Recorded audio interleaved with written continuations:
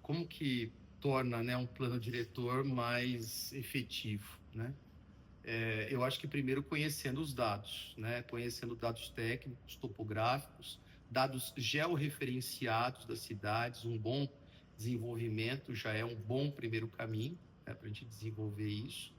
E não só um aspecto técnico, mas também a inclusão da cidade invisível. O que é a cidade invisível?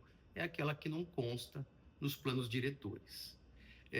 No dia 17 de maio desse ano, 2025, o IBGE finalmente publicou os dados de 2022. E pela primeira vez na nossa história, em 2022, porque 2021 faltou orçamento do governo Bolsonaro, então não teve o censo.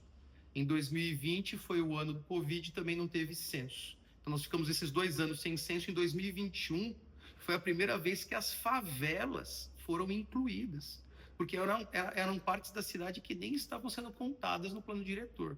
Então eu diria que a melhoria das informações técnicas, georreferenciadas e humanas, né, sociais, dentro de quem está vivendo o quê, como, onde, isso vai ajudar muito a gente ter uma visão sobre o desenvolvimento da cidade, né? Então, acho que a qualidade dos dados e a maneira como eles vão ser tratados. Mas não quer dizer que só porque você tem dado, você vai conseguir garantir o direito à cidade, né? Por quê? Porque faltaria aí um elemento fundamental, que é a participação democrática.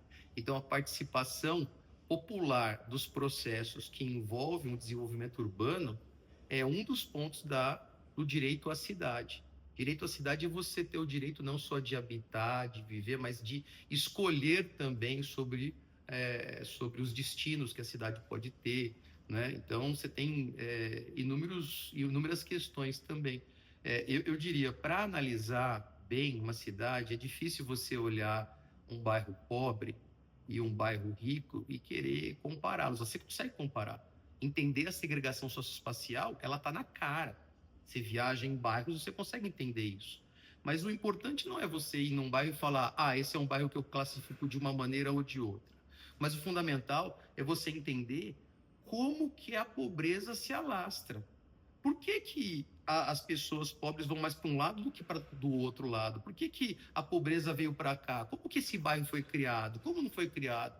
E é muito interessante esse processo, porque você também tem bairros que no passado eram bairros, de repente, paupérrimos, eles sofrem uma mudança. Mas da onde veio essa mudança? Então, para compreender isso efetivamente, olhar o momento, olhar o contexto, né, histórico daquele momento, para poder entender o que aconteceu e o que não aconteceu. Existe um professor já falecido, Flávio Vilaça, ele era um urbanista, né? E ele era convidado para dar palestras, e ele reclamava, eu sou muito pouco convidado para dar palestra. Porque quando ele ia dar palestra e alguém perguntava para ele, como vocês estão fazendo aqui comigo? Isso, aquilo, outro.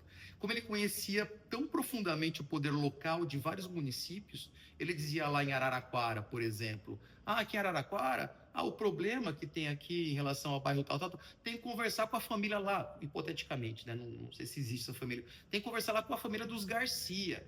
Eles é que fizeram isso. Então, ele entregava basicamente como o poder local deturpava muitas vezes o direito à cidade para poder atender a especulação imobiliária, né? Então, não é fácil, né? Eu diria que... E veja, quando você fala de cidade, olha a cidade não como um ajuntamento humano. Tenta olhar a cidade como um conjunto de produtos monopolistas, né? Porque se você tem uma casa, aquela casa só existe naquele local. Então, basicamente, é um produto exclusivo. É desse mercado que a gente está falando. É um dos maiores mercados, né? Se você for pegar de mercado de capitais e imobiliário, são os dois gigantes, né? Diga-se de passagem. Então, eu diria isso.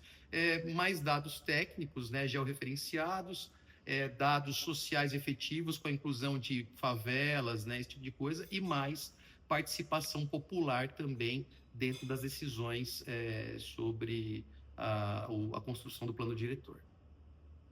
Eu diria que esses 3 pontos seriam os 3 primeiros pontos, assim, os mais, né, os primeiros. Tem muito mais, não é suficiente, mas começar daí é um bom caminho.